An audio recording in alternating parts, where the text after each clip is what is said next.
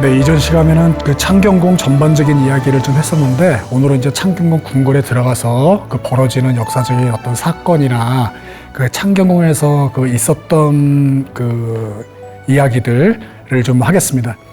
그 우선 맨 먼저 창경궁의 정문은 홍화문입니다. 이 홍화문은 성종 때 세워져 가지고 그 임진왜란 때 불탄 다음에 그 광해군 때 1616년에 다시 그 세워진 거예요. 그 건물을 지금까지도 그들의 보존이 되어 있고 이제 뭐 개보수하고 단청칠하고 한 상태로 계속 이렇게 있는 것이죠. 이 홍화문 앞에서는 역사적인 사건으로는 영조 이야기가 좀 있습니다. 그 영조가 이 홍화문 밖에 그 세자와 나와서 진율과 군역법에 대해서 이제 그 여론조사를 하는 거예요. 그게 이제 실록에 나와 있는데 홍화문 삼위도라는 그 그림이 그 남아 있습니다. 그 때를 기념해서 그린 그림인데 진주라는 건 뭐냐면은 흉년 때 공궁에 빠진 그 백성들을 위해서 쌀을 나눠주는 거예요. 그것을 그 이제 쌀을 이제 나눠주는 그런 그 장면인데 그 홍화문 앞에 많은 그 백성들이 이제 지나갈 때마다 그 뭐 전대가 없으면은 전대와 같은 비슷한 그런 그 진보다리를도 주고요. 그리고 이 사면이라고 그래가지고 이 농업, 뭐 상업, 그리고 그 또 이제 공업 막 이런 그 백성들을 전체를 이야기하는 거예요. 그런데 이 사민에 포함되지 않은 그 백성들은 또 천민이라고 그 있었어요. 근데 이 천민들은 거의 뭐 이제 그 걸식하는 것처럼 이 앞에 이제 지나다니고 막 있으니까 그들도 영조가 불러가지고 쌀을 주는 그림이 저 그림이었어요. 이제 그러한 것들을 시행을 했었고요. 또 하나는 이제 세금 납부 문제를 여론을 조사를 또 하나 그 했었습니다. 군역법이라고 해가지고 이 군대에 가지 않고 군포로서 내구서 이제 병역을 면제받는 거예요. 그거는 이제 양인들만이 이제 군대를 가는 거지 않습니까? 양반도 안 가고 천민도 안 가고 이제 양역으로 양인들이 이제 군을 가서 그 자기가 이제 그 부역을 통해서 이제 세금을 이제 하는 거죠. 그리고 그것을 가지 못할 때는 또 이 배로 이제 그 국가에 이제 그 세금으로 납부하는 건데 그때까지도 이제 두 필씩을 내고 있었거든요. 그랬는데 백성들이 너무 그것을 내는 것도 상당히 그 힘들어하고 하니까 이 홍화문 밖에 나와가지고 이 시전 상인들도 모으고 또 군인들도 모으고 해가지고 한 50명을 딱 모아놓고 의견을 묻는 거예요. 왕이 직접.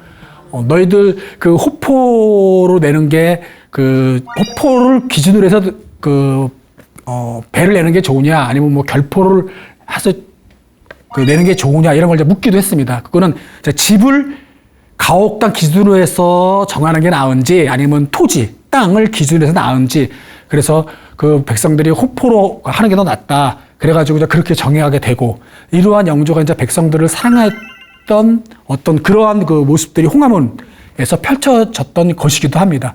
바로 그러한 곳이 이제 그 창경궁에 이 들어가는 입구에 있는 홍화문입니다.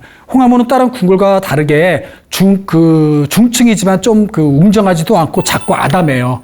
그 이유는 지난 그 시간에도 강의 때 말씀드렸다시피 창덕궁이 하나의 그 창경궁과 창덕궁을 얘기했을 때 창덕궁이 하나의 정궁처럼 그 왕들과 이런 이제 분들이 있는 것이고 창경궁은 여인들을 위한 대비들을 위해 처음에 계획은 세워졌었기 때문에 약간 어떤 그 정궁 법궁보다는 좀 그 내전이 발달한 궁궐이지 않습니까? 그래서 모든 정각들도 다른 그 경복궁이나 창덕궁이나 그렇게 그 정궁 법궁에 비해서 좀 그 내전이 발달한 궁궐이다라고 생각하시면 되겠습니다. 하지만 성종 때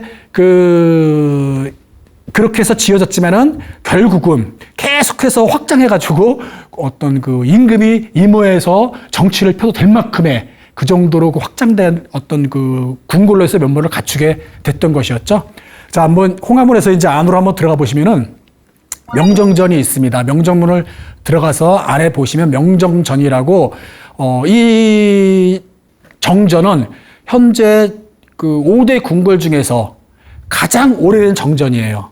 이것도 마찬가지로 임진왜란 때 이제 불타고 광해군 1616년에 다시 세워져서 그대로 목조 건축물이 지금 있는 겁니다. 그래서 국보이고요. 5대 궁궐 중에서 가장 오래된 건물이 바로 명정전의 창경궁에 있는 건물입니다. 이 명정전에서는 어떤 주로 연회들이 많이 이루어졌어요. 왜냐하면 바로 뒤에가 창덕궁이 있었기 때문에 주로 내전이 발달된 궁궐이다 보니까 정전도 있고 편전도 있고 있을 건 다 있지만 주로 대비들이 잔치를 하고 이런 용도로 좀 많이 좀 사용됐습니다. 하지만 구색은 다 갖췄고요. 이 명정전에서는 인종, 그러니까 중종의 첫째 아들이죠. 인종이 이 창경궁에서 즉위를 했습니다. 그 당시에 실록을 보면은 명정전 정문이 명정문인데 그 당시에는 태화문이었나 봐요. 명정전 앞에서 인종이 즉위를 했다 이렇게 나와 있습니다. 그래서 인종이 여기서도 왕도 즉위를 했다라는 거를 아시면 되고요. 이 인종 같은 경우는 조선 왕 중에서 가장 짧은 즉위 기간이었어요. 왕이 되자마자 약 8개월 만에 사망했습니다. 그러니까 가장 짧은 기간에, 그래서 우리가 교과서나 잘 모르는 왕 중에 한 명인 것이죠. 이 분은 중종의 장경왕후라는 앙비에서 태어나셨는데 왕이 되자마자 이제는 죄를 8개밖에 못하고 이제 돌아가시게 이제 된 거죠. 그 다음에 중종의 계비 두 번째 부인이었던 우리가 너무나 잘 알고 있는 문정왕후예요. 문정왕후의 아들이 이제 명종이 되는 거죠. 이제 야사나 또 실록에 이렇게 보면은 문정왕후가 인종을 독살했다. 그런 이런 야사에 많이 좀 나옵니다. 오색떡을 줬는데 그 오색떡을 먹고 바로 죽었다는 등 이런 이야기들이 있어요. 하지만은 어쨌든 인종도 죽기 한 달 전부터 상당히 병으로서 고통스러워서 했었어요. 그래가지고 아마 인종도 좀 불안했었나 보죠. 왜냐면 문정왕후가 상당히 좀 이렇게 인종에게 대하는 게 좀 이렇게 뭐라 그럴까요? 혹독하게 이렇게 돼 있다고 해요. 상당히 좀 무시하는 이런 것들이 좀 있었나 보죠. 그래서 결국은 이제 그런 풍문도 이제 소문이 독살했던 것들도 이제 소문이 났었겠죠. 근데 기록에 의하면은 인종도 자기가 독살당할 것이다라는 걸 이렇게 자기도 알았는지 그거는 잘 모르겠지만은 상당히 음식들을 거부해요.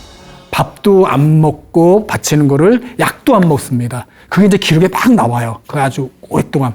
그러다가 4일 전부터는 계속해서 완전 거부를 하고 그러다가 돌아가시게 됐던 분이 또 인종이시란 분이에요. 그리고 나서 당연히 문정왕후의 아들이었던 명종이 이어서 이제 왕이 되는 겁니다. 이제 명정전은 그런 또 이제 사연을 갖고 있는 창경궁의 정전, 법전이 되겠습니다.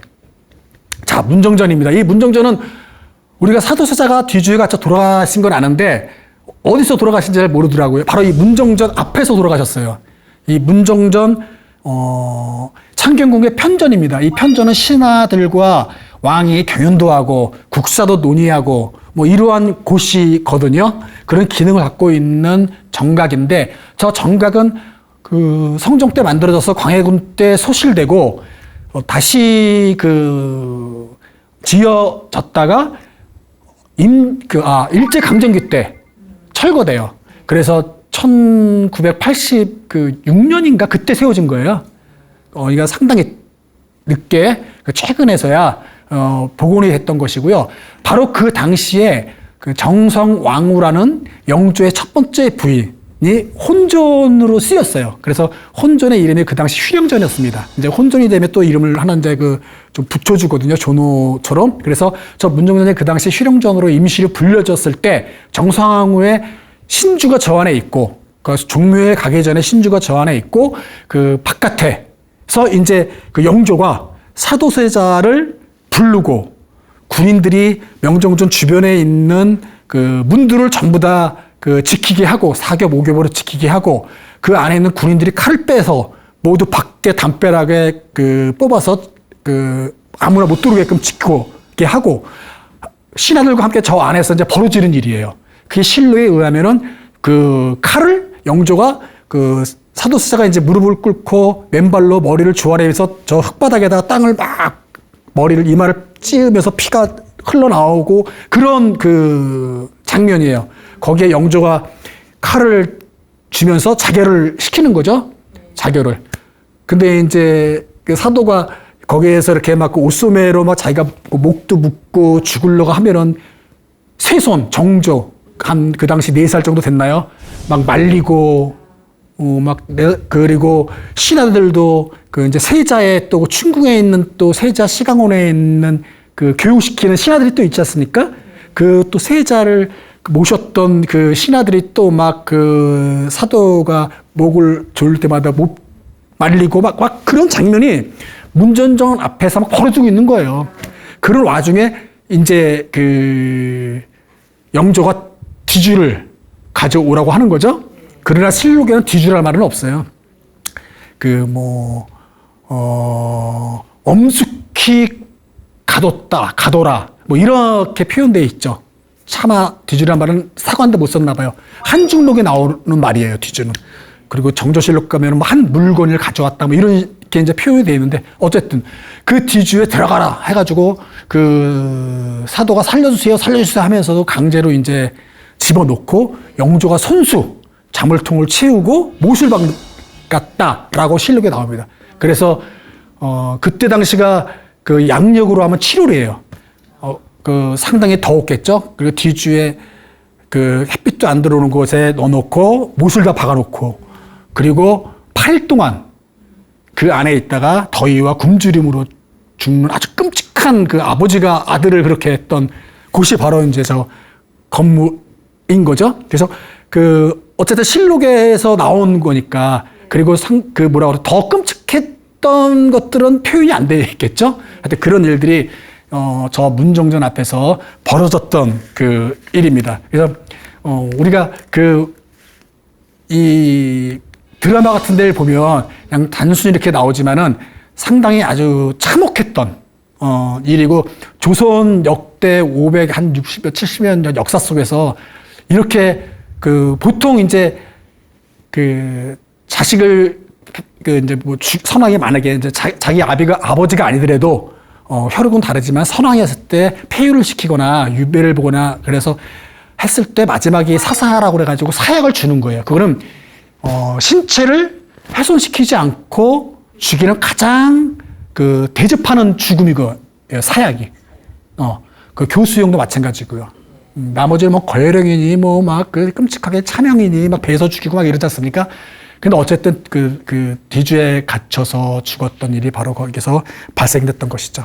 자, 그럼 이제 영조는 또 어떤 분이냐면은 그 상당히 어렸을 때 그 뭐라고 그럴까요?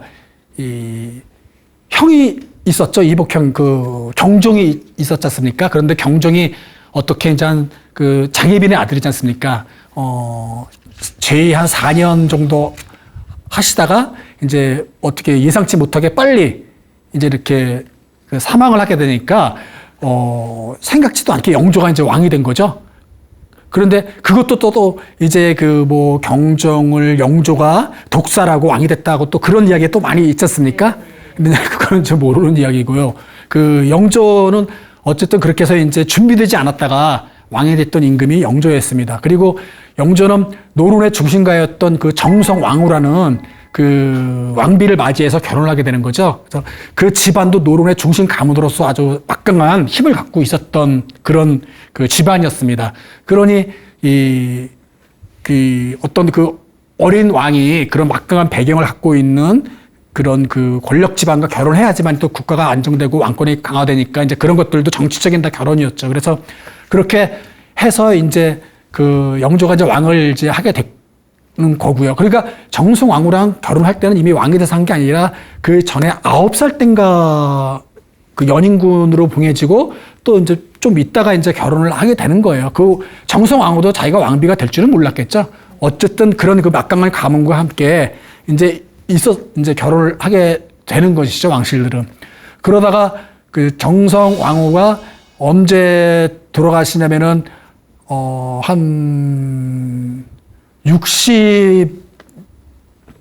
영조가 63세, 2세?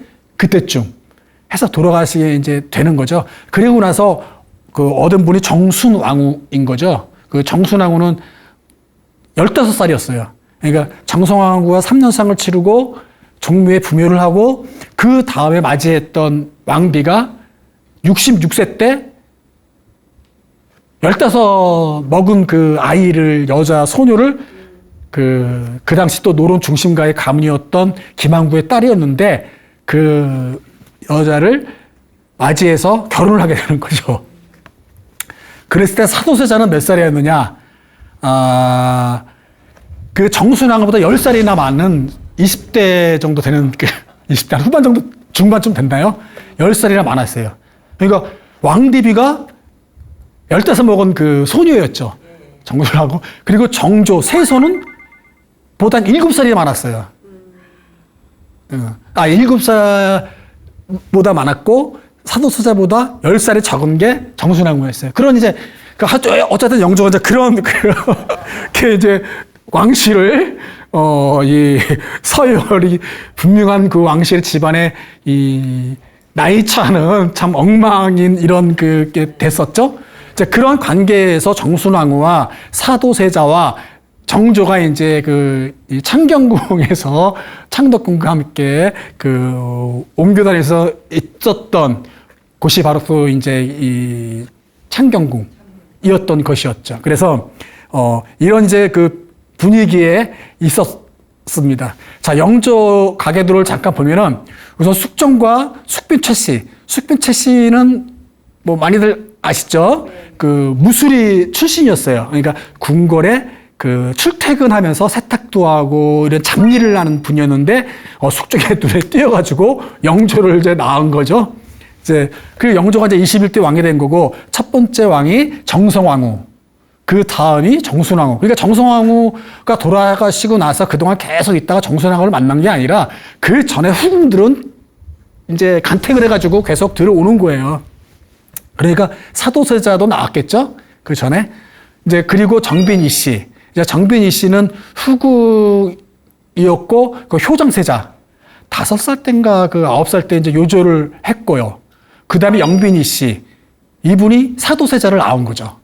사도세자를 낳았고 3년도까지 나왔습니다. 그 다음이 이제 귀인 조씨, 그리고 수기 문씨, 뭐 이렇게 이제 후궁들 또 이제 이렇게 맞이해서 이제 그 부인들을 여러 명을 두었습니다. 이렇게 이제 되어 있는 그 영조가 그 부인들과 이제 그리고 저 부인들은 주로 이제 창경궁에 이제 머물렀던 것이었죠.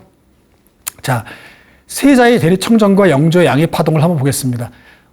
이 사도세자가 우리가 드라마나 그런 그 영화나 같은데 보면은 상당히 이제 두 가지 입장에서 많이 이 사도세자를 갖다가 이제 조명을 해요. 하나의 입장은 뭐냐면은 사도세자가 상당히 그 총명하고 똑똑했는데 그 영조가 상당히 막 그 구박하고 미워하고 막 그러면서 위축되고 막 이러면서 그 자기의 기량을 펼치지 못하고 또 그 노론의 정치적인 문제로 인해 가지고 희생양으로 이제 뭐 그 영조가 할 수 없이 죽인 것. 그리고 또 하나는 어떤 세자의 질환, 병적인 것들이 너무너무 심해서 이거는 뭐 도저히 그 다음 왕위를 이어받을 자격이 안 되고 문제가 커지기 때문에 안 된다 해가지고 죽였다 뭐 이런 것들이 있습니다. 일단 어느 부분을 더욱더 크게 중요하게 그 초점을 맞추냐에 따라 다른 것 같아요. 근데 실록을 중심적으로 그 이야기를 좀 해보면은 그 세자는 대리청정을 언제부터 시작했냐면은 14살부터 했어요. 그래서 14살부터 시작해가지고 그 사도세자가 22살인가 3살 때 이제 뒤주에 이제 그때쯤에서 이제 이제 돌아가시는 건데 중반쯤에. 그러니까 일찍부터 대리청정을 했어요. 그러니까 영조 대신 국사를 그 논의하고 신하들과 함께 국정을 펼쳐서 상태였어요. 그 14살 때부터 대리청정을 했었고, 그런데 그 문제는 뭐였냐면은 양해파동이에요. 이건 이제 영조의 양해파동은 우리가 잘 모르고 그 드라마엔 재미가 없으니까 잘 안 나오는데, 실은 영조는 세자에게 대리청정하기 전, 언제 처음 그 양의를 하려고 했었냐면은, 실록을 보면은 4살 때, 그게 말이 안 되지 않습니까? 사도세자가 4살 때 영조가 나의 양의를 세자에게 주려고 했어요. 그럼 신하들이 그거를 이해가 됩니까? 찾아와가지고 막 부복하고 난리가 났겠죠? 그 거두어 주십시오서 뭐 아직은 세자가 너무너무 어린 나이인데 어떻게 하겠습니까? 나는 그 양의를 하겠다 막 영조가. 그러다가 또 5살 때 또 해요. 그리고 또 언제 하느냐? 9살 때 또 해요. 사도가 9살 때. 그러니까 9살 정도 됐으면 사도도 이제 어느 정도 이 인지를 하니까 그 신하들과 함께 영조를 찾아가가지고 막 부복하고 엎드려가지고 막 아주 그냥 두려움과 긴장에 겁먹은 모습으로 거두어달라고 그러고 막 울면서 아주 그 읍소하고 막 이런 모습들이 이제 기록되어 있습니다. 사도가. 또 10살 때 또 그래요. 영조가 또 그 양의한다고 그래요. 그러니까 대리청정을 했고 나서부터 그 이후에도 또 3번이나 더 해요. 3번.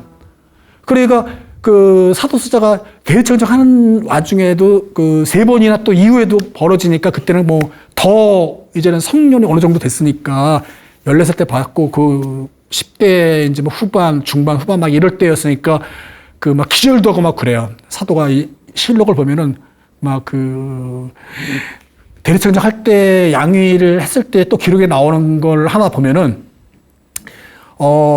사도세자가 이제 거두어 달라, 막 부들부들 떨면서 막 그 겁먹고 두렵고 막 이런 모습을 하면서 그 거두어 달라 그러니까 그럼 너의 효성을 보겠다. 그러면서 이 시를 읽어봐라. 이거 육아시라는 건데 그 시를 그 어떤 내용인지는 모르겠지만 그 육아시를 읽으면서 마지막 부분을 다 읽고서 사도세자가 막 울어요. 막 엄청나게. 또 10대 중반인가 후반쯤 됐을 때였습니다. 그러니까 그 모습을 보고서 너의 효심을 점검했다, 확인했다 이런 식으로 해서 또 거두어주고. 그러니까 사도가 그 상당히 그 아버지에 대한 그런 그 이렇게 표현하면 잘 모르겠지만 히스테릭인지 뭔지 어쨌든 사도를 상당히 그 구박하고 윽박지르고 아주 엄격하게 그 했다고 합니다. 그러니까 사도 같은 경우는 상당히 이 아버지에 대한 두려움이 엄청났대요. 그래서 아버지의 발자국만 보면도 부들부들 떨고 막 이런 정도였습니다. 그래서 신하들과 세자 시강원에 있는 세자를 교육하는 신하들과 함께 이 경연을 읽고 막 그럴 때는 큰 소리로 막 읽고 또박또박하고 현명하고 총명한데 영조를 만나러만 가면, 그리고 영조가 뭐 이렇게 이제 불러가지고 갈 때만 서부터 막 부들부들 떨고 온몸을 막 이런 그 장면들이 막 나오고 신하들 그 이야기를 합니다. 그렇게까지도 이제 하는 모습들이 어렸을 때부터 4살 때부터 양의를 하겠다고 그러고 대리청정한 이후로도. 근데 그 영조가 그렇게 하는 방식은 또 하나의 그 뭐였냐면 국정을 자기가 운영하는 방식이었어요.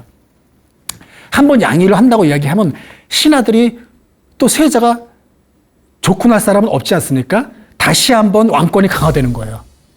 그 거둬달라고 그러면서 국정을 전환한, 전국을 운영하는데 그런 그거를 충성을 점검하는, 불충을 적발하는 하나의 계기가 돼요. 그게.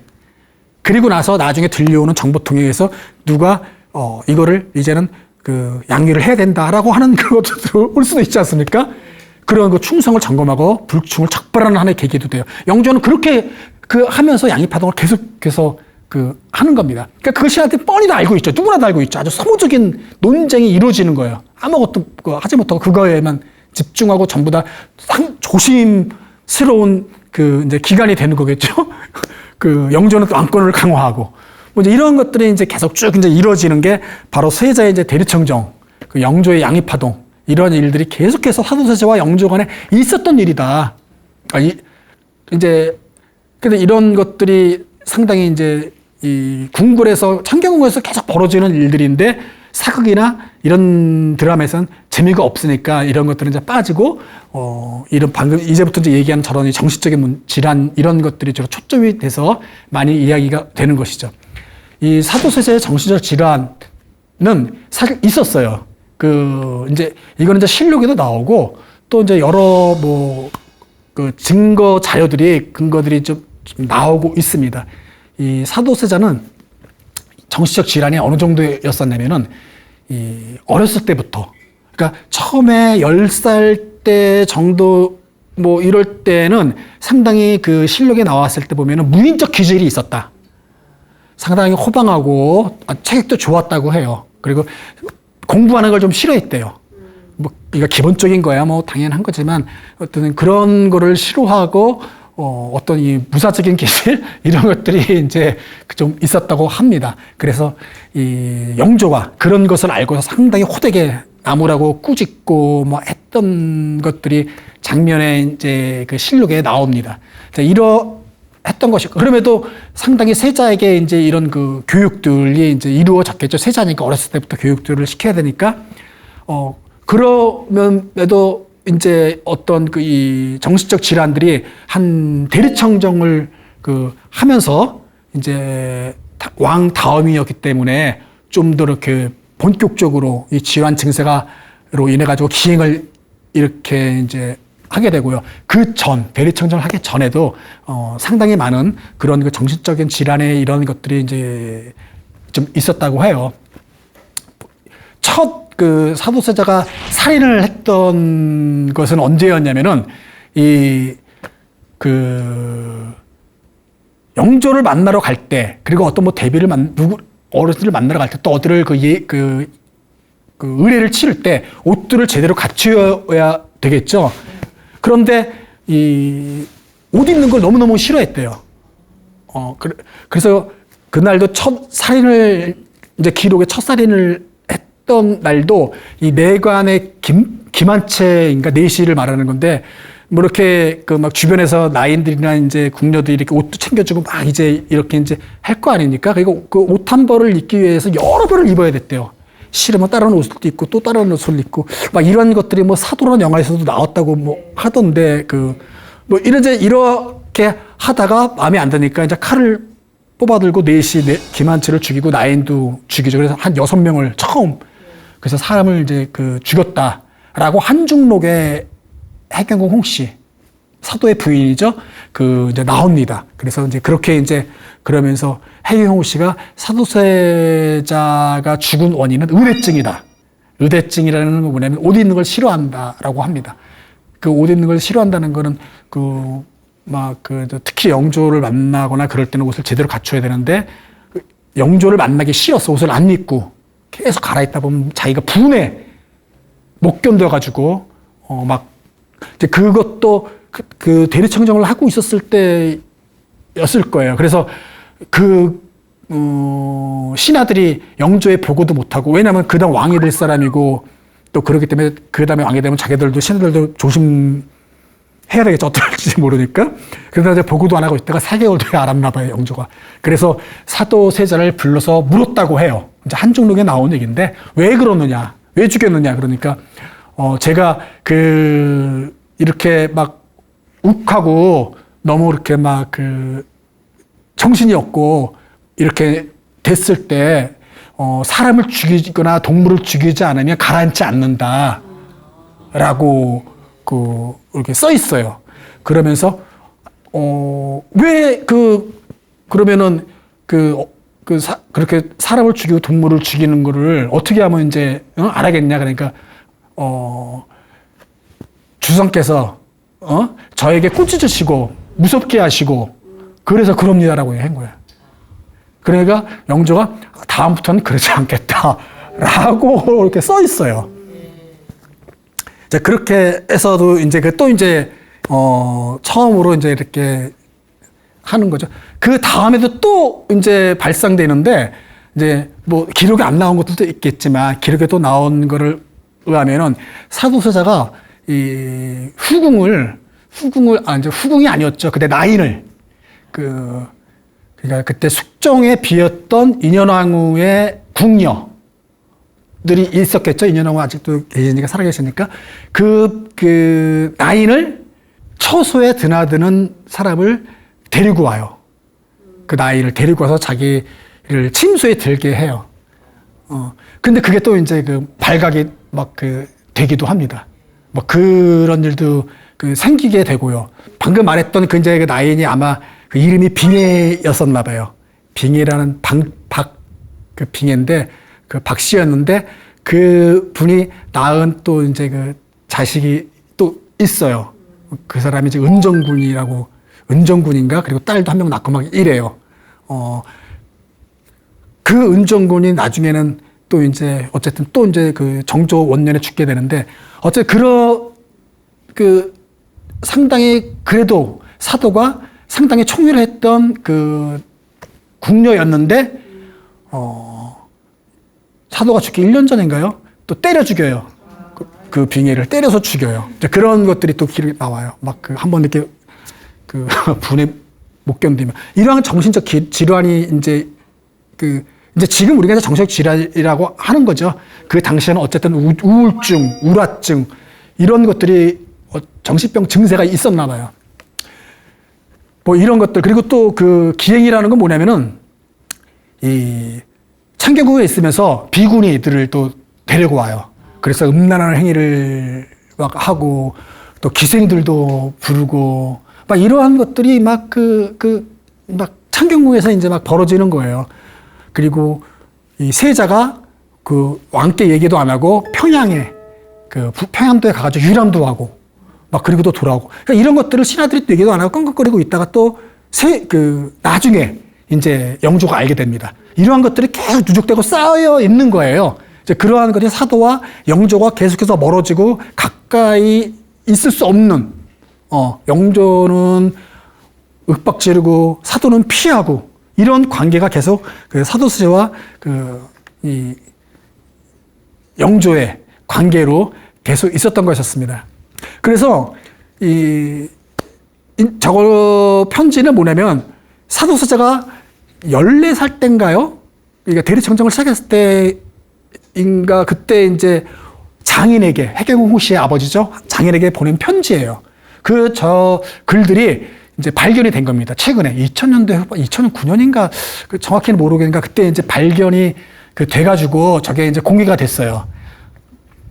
저거는 이제 일본에서 발견된 건데 도쿄대학교에서 발견됐고 그래서 이제 서울대학교 교수가 이제 번역을 해가지고 좀 알게 됐습니다.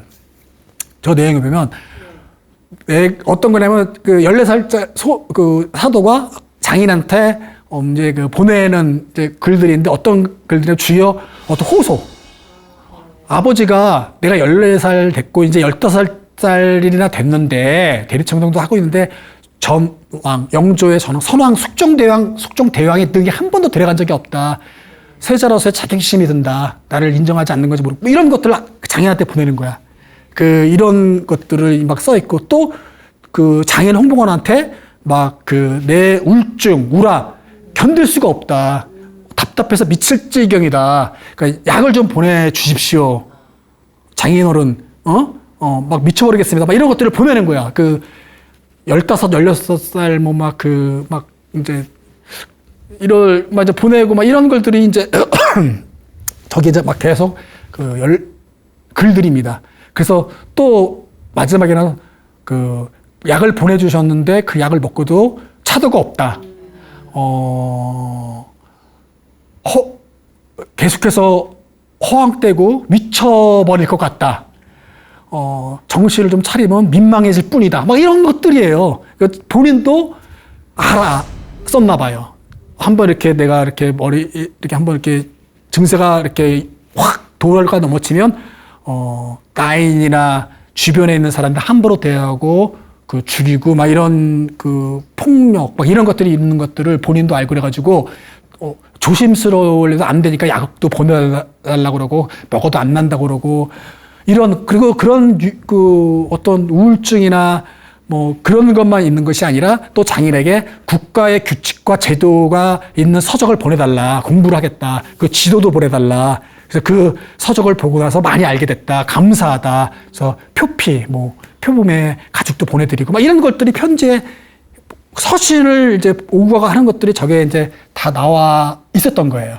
그래서 우리가 알고 있는 증세보다 더욱 심했고 본인도 알고 있고 고치려고 노력을 했지만은 그 당시에 의학의 기술이 그거를 치료가 안 됐었겠죠. 뭐 침, 탕약 이런 것들이 주였으니까 어쨌든 그러한 것들이 이 편지에서 이제 나왔던 것입니다. 자, 처음에 문정전에서 설명할 때 뒤주에 갇혀 그 돌아가신 것을 그 이야기했었는데 그때 그날을 이모화변이라고 이제 우리가 이 얘기를 하는 거예요. 많이들 들어보셨을 겁니까? 사도세자의 비극 이모화변이 이제 발생되는 것이죠. 그 이제 이모화변 그 날이 발생되기 며칠 전부터 상당히 영조는 이제 그 사도에 대해서 그 어떻게 처분을 해야 될 때 고심을 많이 했었나 봐요. 갑자기 뒤주에 죽인 건 아니고 아까 제가 전에 말했던 그러한 것들이 계속 이제 보고가 그 들어가고 결정적인 거는 그 나경원이라는 사람의 고변이었어요. 나경원이라는 사람의 고변이었는데 나경원이가 영조에게 어떤 거를 고변서를 올렸냐면 사도가 평양에 몰래 갔던 것 그리고 뭐 그 사람들을 이렇게 그 해친 것 이런 것들 그리고 시전 상인들한테 돈을 구고 안 갚은 것 뭐 이런 것들 그냥 한 10가지 항목들을 갖다가 적고 마지막에 그 별난의 어떤 그런 영모의 어떤 그런 낌새 이런 것까지도 같이 뭐 이야기하면서 영조에게 고변이 올라간 거예요. 그래서 나경원은 그 다음날 바로 차명당합니다. 무험하고 망측하고 어디 그 사도로한테 이러한 모함을 하느냐 그래서 죽였어요. 하지만 그 나경원이 했던 이야기들은 이미 영조는 어느 정도 알고 있었고 또 새로운 사실도 많이 이제 알게 된 거죠. 그래서 사도를 불러가지고 너 왜 이렇게 했느냐라고 하면서도 막 다시 또 한번 추궁도 하고요. 이제 그러한 일이 뒤주에 갇혀기 전에 이제 막 그 벌어졌던 그 일들입니다. 그래서 그러다가 이제 결국은 이제 이 영조가 이 사도도 부르고 마을 군 사도들도 불러가지고 방금 아까 전에 얘기했던 문정전의 정성황후의 혼존으로 사용됐고 그 신주가 있다고 했지 않습니까? 그러면서 영조가 이제 정성황후를 영혼을 빌미로 해가지고 또 명분을 쌓는 거죠. 신하들에게 정성황후 홀령이 하는 얘기를 너희는 들었느냐? 나는 들었다. 별난이 호흡 사이에 있다. 그 말은 뭐냐면은 이 내란 영모가 바로 눈앞에 다 왔다. 뭐 이런 그 표현이에요. 별난이 호흡 사이에 있다. 뭐 이런 식으로. 그러면서 영모의 명분으로 이제 삼으려고 했었나 보죠. 그러면서 너희는 들었냐? 그래 나는 들었다. 하면서 그 사도를 이제 뒤주에 이제 가두게 되는 것이죠. 그래서 결국은 그렇게 해서 발생된 게 이모화변이 생기게 된 것입니다. 자, 해경궁과 한중로 잠깐 들어가기 전에 그 이후에 좀 보면은 먼저 좀 간단히 설명을 드리면은 그 다음에 그 영조는 이 사도를 이제 죽이기 전에 서인으로 만들었거든요. 양인으로 만들었거든요. 근데 죽이고 나서 바로 이제 다시 세자로 그 이제 이 복귀를 시키고요. 해경궁도 해빙이라는 비유를 내려주고요. 그리고 손에게 정조는 이제 막 그 안에서 막 난리가 났겠죠. 어린 나이였으니까 홍봉환한테 시켜가지고 이제 친정집에 데려다 놓게 하고 막 이런 일들이 그날 벌어지고 그 이후에 이제 영조는 사도의 어떤 그런 그 장례식도 손수 다 챙기고 비문도 그 직접 자기가 쓰고 하면서 이렇게 이제 신하들과 당부를 하는 거죠. 내가 사도를 죽인 건 대의 국가를 위해서 온정과 인정을 죽인 거다. 온정과 인정을 버리고 국가 종묘사직을 위해서 사도를 죽였기 때문에 너희들은 앞으로 여기에 대해서 거론하지 말아라. 아무도 거론 당연히 못하겠죠. 그렇게 했으니까. 그러면서 다시 이제 그 국정을 이제 그 가라앉히고 이제 하는 것이죠. 그래서 이러면서 또 한편으로는 영조가 나경원을 그렇게 죽이고 나서 또 신하들에게 아주 심한 얘기를 또 합니다. 어떤 얘기를 하게 되냐면, 역적은 너희들이다. 나경원은 역적이 아니다, 사실. 너희들이 부당과 자당으로 나눠서 치우친 논의를 해서, 그러니까 아버지 당과 세자로 둘로 나눠가지고 치우친 논의를 하고, 했기 때문에, 지금 이런 일이 생긴 거다. 라고 또 너희들이 이렇게 만든 거라고 신하들에게 아주 그 정말 무서운 얘기겠죠. 하여튼 그런 분위기가 였었어요 나중에. 그리고 나서 이제 그 정조가 왕이 이제 되는 거죠. 정조가 왕이 돼가지고 이제 그 딱 즉위하자마자 처음 유նում 백성들과 신하에게 내린 첫머리가 나는 사도세자의 아들이다라고 했더니 신하들은 완전 다 얼마나 쫄았겠습니까. 그래서 그 노루를 중심으로 정조가 동궁에 있을 때부터 동궁에 즉위하기 전 동궁에 있었을 때부터 암살하려고 계획을 했었고 왕이 돼서도 노론이 자객을 보내가지고 죽이려고 했던 거예요. 이제 이런 일들이 이제 벌어졌고요. 그 다음 이제 해경궁과 한중록에 대해서 간단하게 말씀을 드리면 해경궁은 아시다시피 사도세자의 부인이었죠. 하지만 해경궁은 사도세자가 뒤주에 갇혀 죽을 때 좋아하지는 당연히 않았겠죠. 하지만 방관하는 입장이었어요. 왜냐? 해경궁의 집안은 풍산 홍씨로서 이 아버지가 홍봉안이고 그 작은 아버지가 홍인환이라고 논의 중심 가문이었습니다. 그래서 해경궁은 이제 자기의 남편은 버리고 정조 아들을 국왕으로 만드는 데만 오로지 이제 그 신경을 썼던 거예요. 그래서 이 풍산홍 씨의 이 친정 가문의 어떤 그런 그 강화와 아들을 왕으로 만드는 것에만 그 신경을 썼던 거죠. 그 남편은 이제 거의 뭐 버렸던 것이겠죠. 이런 기행으로 도저히 살릴 수가 없었다고 판단했겠죠. 그랬던 것이었더고요. 또 해경궁은 그 뭐라 그럴까요? 이 정조 말년에는 상당히 이제 힘도 없고 그렇게 됐고 또 정조 사후에는 이 해경궁과 이 수빈 박 씨는 거의 뭐 이제 이 대비였지만은 이 조용하게 살다가 돌아가셨어요. 왜냐하면 정순 왕후가 그때까지도 살아 계셨기 때문에 이 정조의 아들이었던 순조의 수렴청정까지 하거든요. 그 정순 왕후가 그 15대 씹었던 그 정순 왕후가 순조의 수렴청정까지 하니 그 해경궁과 수빈박 씨 생모였던 수빈박 씨도 다 조용하게 그 살 수밖에 없었던 거죠. 그래서 이 해경궁의 아버지 홍봉안 그분은 그 사도세 그 정조가 즉위하고 조치를 못 취하고 있다가 정조가 사후에 돌아가시고 나서 수렴 청정하는 정순왕후에 의해서 이제 해경궁 풍산 홍 씨는 거의 몰락하게 되죠. 당연히 정조가 즉위했을 때는 해경궁의 작은 아버지 홍인환은 죽이고요. 홍봉안은 살려줘요. 해경궁을 봐서. 그리고 나머지 뭐 상당히 많은 그 집안을 정조 때부터 몰락을 시킵니다. 사실은. 왜냐하면 아버지를 죽인 세력들이 홍봉안, 홍인환 그 친정, 그 해경궁 자기 엄마의 외곽이라는 것들을 알고 있기 때문에 그 해경궁과 홍봉안만 남겨두고 나머지는 거의 다 뭐 유배 보내고 죽이고 해서 아주 그냥 그리고 나서 더 그 정조가 그 사후에 정순왕후가 더욱더 뭐 거의 풍산홍 씨는 이제 완전히 뭐 몰락을 시키는 거였죠. 그리고 나서 해경궁이 한중록에다 이제 친정을 복권시키는 글을 쓰는 거예요. 우리가 알고 있는 한중록이 그겁니다. 그 정조가 있었을 때 그 한중록의 첫 편은 상당히 평안한 것들이었어요. 근데 정조 사후에 3편을 쓰는 거예요.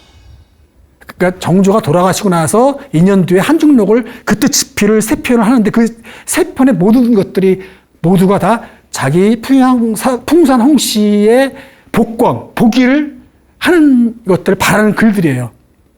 한중록이 어떻게 써있냐면은 그분 이제 순조가 왕이 됐지 않습니까? 순조한테 보여주는 정치적 목적이 뚜렷한 게 뭐였냐면 주상께서 이 옳고 그름을 가려가지고 이 자기들의 그 친정을 복권시켜주길 바라는 것 그리고 이 사실과 다르다 이런 것들 그래서 그 옳고 그름을 가려달라 하면서 순조에게 볼 수 있도록 바치는 글이 한중록이었습니다.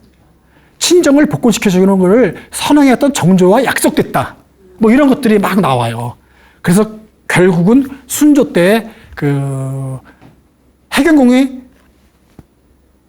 죽기 전해에 순조가 복권을 시켜줍니다. 그 복권 시켜주고, 그리고 나서 이제 풍산홍 씨가 그 집안이, 신정이 복권이 다 되는 거예요. 비록 행여홍 씨가 이제 돌아가시기 전에 다행히 그것이 이루어져서 이제 고종 때 사도세자를 장종, 나중엔 장조 하면서 해경궁도 헌경왕으로 추승이 되는 거예요. 그래서 이 한중록은 그러한 목적으로 쓰여졌던 또 서적이다라는 것을 우리가 알고 있으시면 좋겠습니다. 그래서 실록과 한중록에는 서로 다른 것들도 있다라는 것도 아시고, 왜냐하면 실록은 어떻게 보면은 정사로서 어떤 이 사관이 들어갈 수 있고 주소가 들어가서 쓸 수 있는 글들이 주로 있지만은, 이 한중록, 이건 해경홍 씨가 직접 자기가 목격하고 누구한테 점검받지 않아도 되고 손수 썼지 않습니까? 그러니까 사실도 분명히 있을 때고 또 포장된 과장도 있을 수 있어요. 그래서 그런 이것을 우리가 보실 때 좀 더 그 균형 있게 다른 어떤 역사적인 사건들도 같이 함께 알고 읽으시면 좀 더 판단하는데 좋은 자료들과 이런 이 문헌이 될 것 같습니다. 네, 이거로 마치도록 하겠습니다.